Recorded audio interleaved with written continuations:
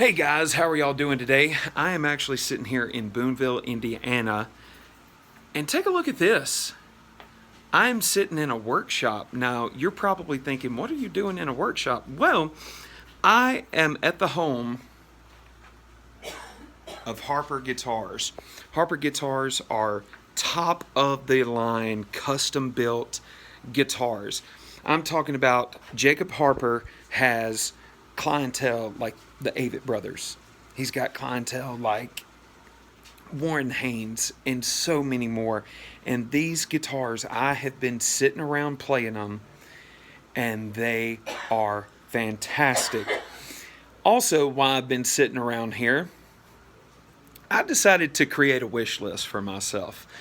So I've been sitting talking with Jacob, and I have been basically specking out my dream custom guitar.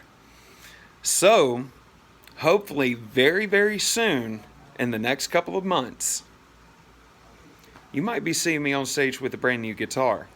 You never know. Time will tell. But anyway, we're going to talk to Jacob in just a bit, so I'll see you then. So Jacob, how long have you been building guitars now? About 14 years. All right, and what decided to get you going? What made you want to build guitars? Well, I've been a musician all my life. I started, classically trained in saxophone and dabbled with piano when I was a child. And, eventually got into high school and I wanted to, play rock and roll. So, I have my entire family, they're all musicians, so I was around it. Okay. So when I had to sit in with, my uncles, you had to be Yeah. good enough to sit in, so I had to learn really fast just so I could hang with the boys. And, Right. So I've been playing all my life, and I've also been working in architecture, and I have an industrial design degree from Murray State, and so I've worked, as a project architect for 20 plus years. Okay. And so I think it's just a marriage of my design, working with 3D models and knowing the 3D world, and then my musician, I guess my musical career so far. At some point I wanted to make my own guitar because I couldn't afford, like a custom shop. Right. Small, so I bought blueprints and maxed out several credit cards buying equipment and took off. And about 8 guitars later, I was, getting married, and, then you had to start worrying about 2 people's finance. And my Right. wife was kind of like, this is a very expensive hobby. Yes. Maybe you should start selling these if you're going to continue to do it. And so I think my 9th one I sold to Alonzo Pennington. My 10th one was to Kevin McCurry of Uncle Cracker. So, I had friends in the business, and I was lucky in that aspect to get all those connections early. Right. And I have a lot of, friends that are fans that became investors in my company. So, and they're always out beating the streets and meeting bigger name artists and trying to get our name out. So. Heck yeah. Well, I'll tell you, what are, every guitar tends to claim, oh, we do this. There's some weird shapes out there for chambering and to get different tones. What made you like the Comet? Mm-hmm. That really has your style written all over it. What made you kind of decide to go with that Comet shape and everything? Was it for tone? Was it for aesthetics? What was it? Both. I mean, I wanted to start a guitar company, but I didn't want to put together parts and call myself a guitar company. Right. So I had to design everything myself, the profile, the shape of the guitar. It's generally, like I said in another interview, all cars have 4 wheels. You just try to make a better car. So, the shape is similar to other guitars out there, but enough of a difference that you can recognize and have your signature. As far as all the chambering and how the body shape affects tone, you know, we don't have a science lab here. We haven't A/B'd, you know, tube. But it's always in the back of your mind how you chamber a guitar and how it's going to react. Right. And we've got some interesting ideas on our basses where, you know, I don't know if I'm giving too much away, but the chambering actually exists underneath where the bridge, you know, pressure is. So it creates this resonance through the guitar.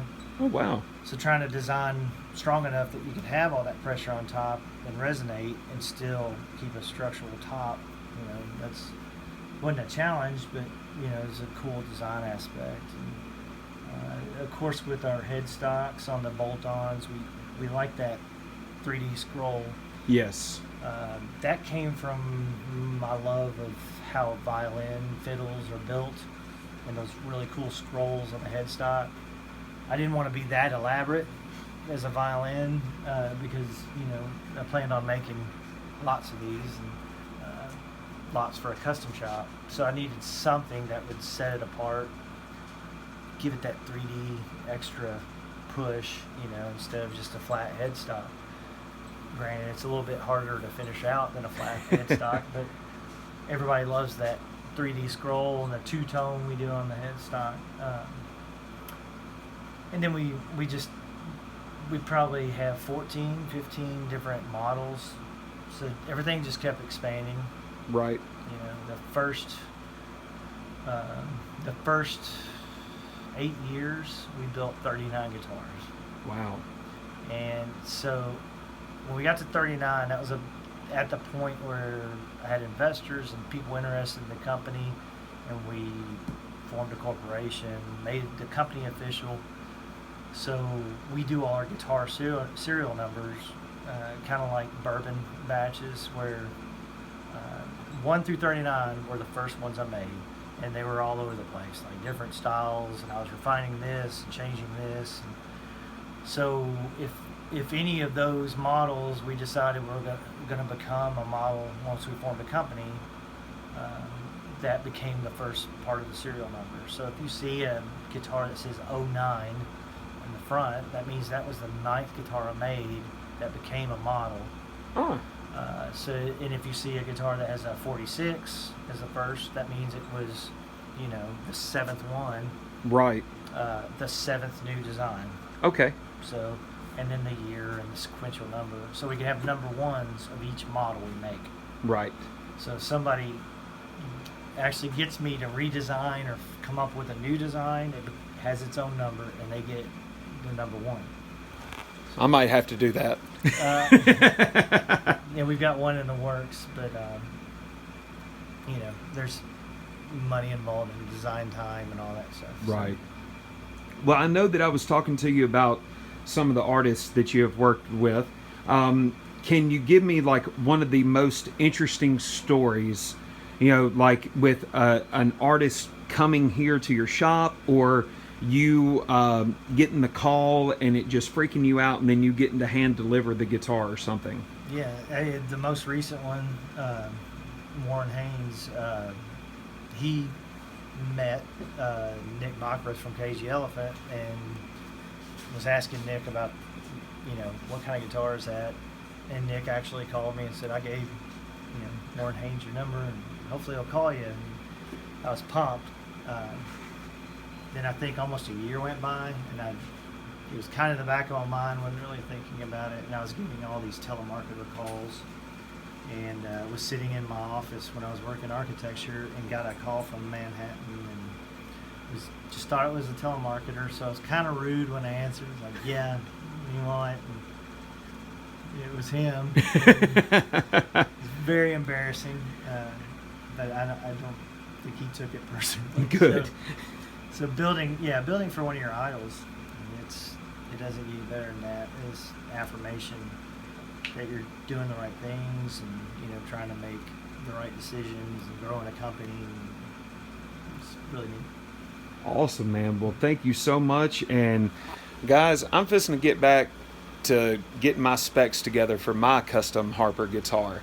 So Thank you so much. Make sure to like and subscribe, and also comment down below. And if you will, follow me on Instagram as well as Facebook and Snapchat, so you can see what I'm doing day to day while I'm traveling, playing music and everything. But anyway, guys, thank you so much.